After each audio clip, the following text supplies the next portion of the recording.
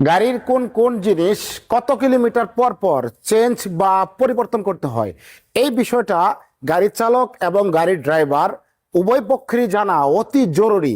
যদি তারা জানতে পারে তাহলে গাড়ির মাইলেজ ভালো আসবে, লংজিভিটি ভালো হবে এবং এই গাড়ির ব্যয় অনেকটা কমে যাবে। যদি আমার আলোচনাটা আপনার কাছে ভালো লাগে, প্লিজ ভাই অবশ্যই জনস্বার্থে জনগণকে দেখানোর জন্য, গাড়ির মালিক এবং ড্রাইভার ভাইদের একটু স্কিল আপ করার জন্য, আমাদের দেশের ভালোর জন্য ভিডিওটা শেয়ার দিবেন প্লিজ প্লিজ। ওকে, এক নম্বরে দেওয়া আছে ইঞ্জিন অয়েল, যেটাকে আমরা মোবিল বলে থাকি। এই ইঞ্জিন অয়েলটা 10,000 কিলোমিটার পর পর চেঞ্জ করতে হয়। যদি নির্দিষ্ট সময় পরিবর্তন না করেন তাহলে আপনার ইঞ্জিন অয়েলের গ্যাবারিটি কমে যাবে, পিচ্ছিলতা নষ্ট হয়ে যাবে, ইঞ্জিন ওভারহিট হবে, ইঞ্জিনের যন্ত্রাংশগুলো ক্ষয় হবে এবং ইঞ্জিন থেকে কালো ধোঁয়া দিবে, ইঞ্জিনের লেট পিক আপ হবে। তার মানে ইঞ্জিনের ওভারঅল সব সাইডের ক্ষতি হচ্ছে ইঞ্জিন অয়েলটা যদি সঠিক সময় পরিবর্তন না করেন। 2 নম্বর দেওয়া আছে এয়ার ফিল্টার। এই যে ইঞ্জিন বাতাসটা নিবে, বাতাসটা গ্রহণ করবে, সেই বাতাসটা সেকে নিতে হবে। এই এয়ার ফিল্টারটা পরিবর্তন করার টাইম 15,000 কিলোমিটার পর পর পরিবর্তন করতে হয়। তবে আপনি প্রতিদিনই বা 1 টিপ 2 টিপ পর পর এটা হাওয়া দিয়ে পরিষ্কার করতে পারেন যদি অতিরিক্ত ময়লা মনে হয় যে আমি ময়লাযুক্ত রাস্তায় চলতেছি।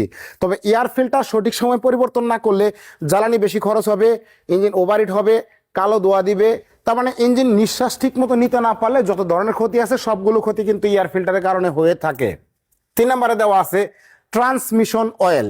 এই যে ট্রান্সমিশন অয়েলটা 60,000 কিলোমিটার পর পর পরিবর্তন করতে হবে। এটা হলো অটো গাড়ির ক্ষেত্রে, অটো গিয়ার যেটা আছে সেটার ক্ষেত্রে কিন্তু এই 60,000 কিলোমিটার পর পর পরিবর্তন করতে হয়। আর ম্যানুয়াল গিয়ার যেটা আছে সেটার মধ্যে 80,000 কিলোমিটার পর পর চেঞ্জ করা যায়। তবে যদি এটা সঠিক সময় পরিবর্তন না করেন তাহলে আপনার গিয়ার লিভার জ্যাম হবে, পাওয়ার ট্রান্সমিশন সঠিকভাবে হবে না। তার মানে ইঞ্জিন 100% শক্তি দিচ্ছে বা গিয়ার বক্স পর্যন্ত 80% আসছে, গিয়ার বক্স নিজে 10% এখানে লস করে দিবে। গিয়ার বক্স থেকে ঘুঘু ঘুঘু একটা আওয়াজ করবে, গিয়ার বক্স গরম হবে, গিয়ার শিফট হবে না, গিয়ার জ্যাম জ্যাম লাগবে, পাওয়ার সঠিকভাবে চাকা পর্যন্ত পৌঁছাবে না। ওকে, এবার 4 নাম্বার আছে টায়ার।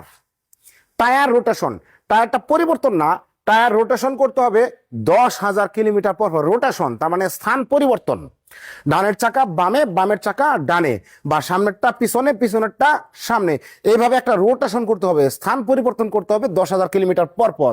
তবে পরিবর্তন কখন করতে হবে? যখন টায়ার একেবারে চাঁদি ছোলা হয়ে যাবে, ট্রেডগুলো ক্ষয় হয়ে গেছে, লেবেল হয়ে গেছে, তখন কিন্তু অবশ্যই টায়ার পরিবর্তন করতে হবে।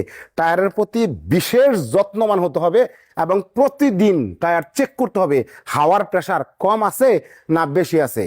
ওকে, এবার দেখেন 5 নম্বরে দেওয়া আছে ব্যাটারি। আমার গাড়িতে বিদ্যুৎ ধরে রাখার জন্য একটা ব্যাটারি ব্যবহার করা হয়, সেই ব্যাটারিটা পরিবর্তন করতে হবে 50,000 কিলোমিটার পর। তবে প্রতিদিনই ব্যাটারিতে চেক করতে হয় টার্মিনাল, যেটা খুঁটি আছে, টার্মিনাল এবং ব্যাটারি ইলেকট্রোলাইট তার মানে অ্যাসিড মিশ্রিত পানির লেভেলটা প্রতিদিনই চেক করতে হবে। এবার আছে 6 নাম্বার কুল্যান্ট। ইঞ্জিনের তাপ অপসারণ করার জন্য রেডিয়েটরে কুল্যান্ট ব্যবহার করা হয়।